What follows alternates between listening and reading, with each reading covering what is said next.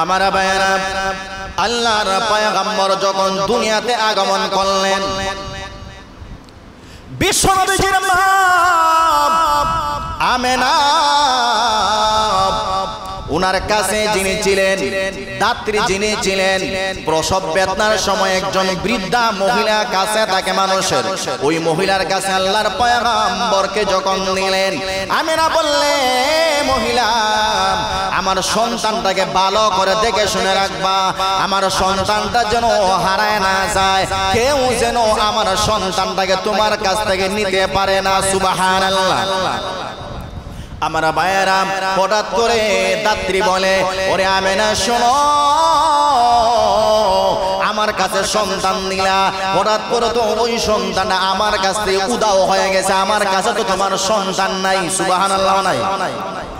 আমেনা বলে, এ মহিলা ভালো করে শুনবা, আমি এই মুহূর্তে তোমার কাছে আমার কলেজার টুকরা সন্তানটা দিয়ে দিলাম, আমার সন্তানটা কোথায়? আমার সন্তানটাকে কে নিল? আমার ভাইয়েরা, কিছুক্ষণ পর হঠাৎ করে আবার আল্লাহর পয়গম্বর এবার দেখা যায় দাত্রীর হাতে চলে আসছে। সুবহানাল্লাহ।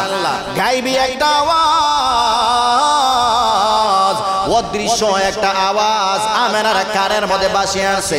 ওরে আমেনা শোনো, টেনশন করিও না, চিন্তা করিও না, ইনি হলেন আমার বন্ধু, আমার বন্ধু, আমার হাবিব। আমার হাবিব দুনিয়াতে আগমন করেছে, আমার হাবিবকে ফেরেশতারা দেখার জন্য আমি আল্লাহর কাছে একটা মুহূর্ত আবদার করেছে। সুবহানাল্লাহ। ওরে আমেনা শোনো, এর জন্য ফেরেশতার মাধ্যমে আমি আমার বন্ধুকে আমি গোটা দুনিয়া সফর করাইলাম।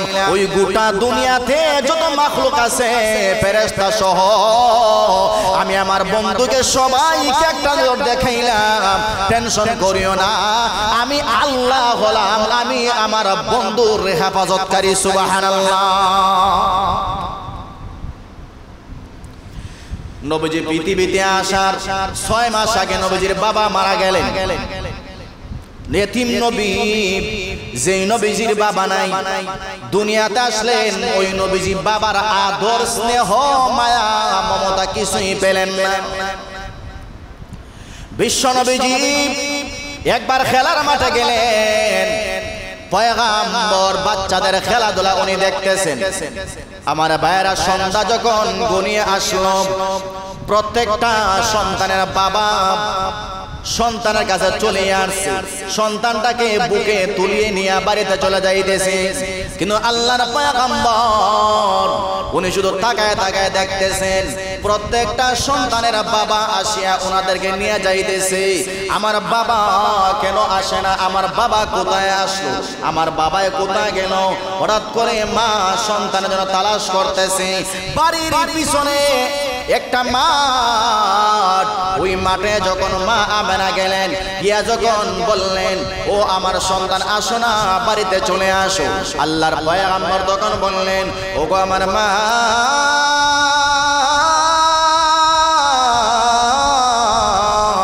প্রত্যেকটা সন্তানের বাবা আসলো, আমার বাবা কোথায়? আমি আমার বাবাকে আমি দেখতে চাই।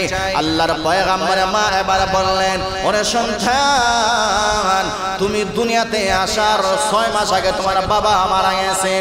আল্লাহর পয়গম্বর বললেন, ও মা,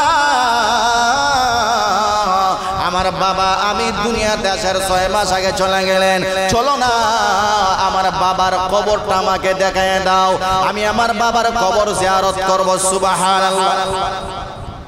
মা আমেনা যখন সন্তানটাকে উটের পিঠে নিয়া এবার দাত্রীকে একজন মহিলার সাথে নিয়া আল্লাহর পয়গম্বরের বাবার কবর যখন জিয়ারত করতে যাবেন, আমার ভাইরা জিয়ারত করবেন, জিয়ারত করিয়া আবার যখন উনি ব্যাক করবেন, রাস্তায় হঠাৎ মা আমেনার পেটে বেদনা শুরু হয়ে গেল।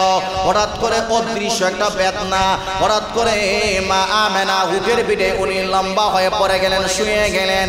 বিশ্বনবীকে বললেন, ও সন্তান, আমি মার এমন একটা অদৃশ্য বেদনা আরম্ভ হয়ে গেছে, মনে হয় আমি মা আর দুনিয়াতে থাকবো না। তোমার বাবা 6 মাস আগে মারা গেছে, তুমি দুনিয়াতে আসার আগে। ওরে আমার সন্তান শোনো, বাবার ভালোবাসা বাবার মহব্বত তুমি পাইলে না, আমার মনে হয় আমি মার ভালোবাসা তুমি আজকে বঞ্চিত হয়ে যাইবা, আমি মার পরিপূর্ণ ভালোবাসা তুমি পাবা না। আমি জিন্দা মাকে ভালো করে তুমি তোমার নজর দিয়া ভালো করে দেখে নাও, মনে হয় কিছুক্ষণের ভিতরে আমি মা দুনিয়া থেকে চলে যাব। সুবহানাল্লাহ।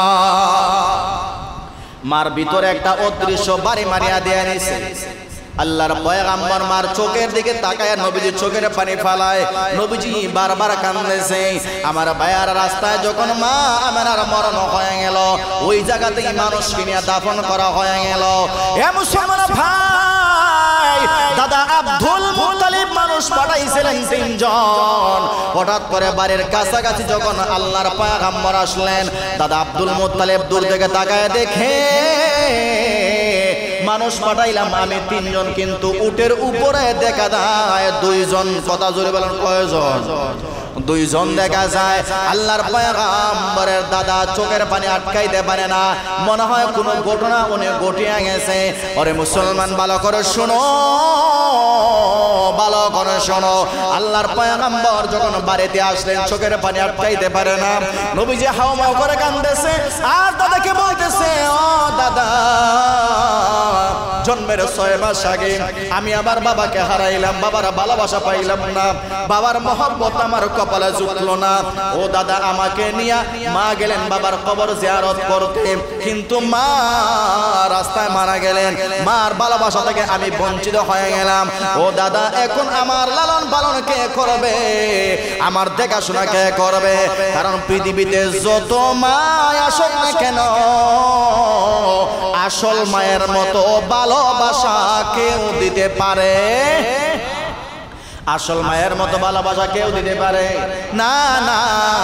এবার দাদা আব্দুল মুত্তালিব এবার সন্তানটাকে নাতি রেখে জড়ায় ধরছে। দাদা এবার চোখের পানি আটকাইতে পারে না। দাদা বলে, হে নাতি, আমার ভালো করে শোনো,